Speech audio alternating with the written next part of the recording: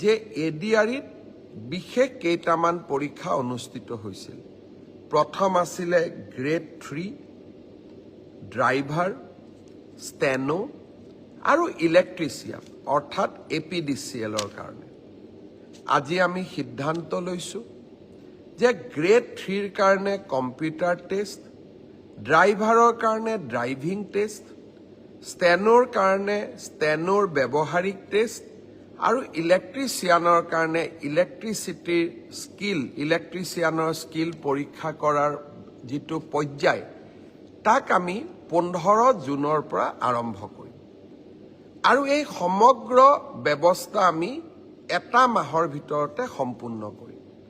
ঠিক তেনেকৈ চতুৰ্থ বৰ্গৰ পৰীক্ষাত পাছ কৰা প্ৰাৰ্থীসকলৰো অৰেল আমি 15 জুনৰ পৰা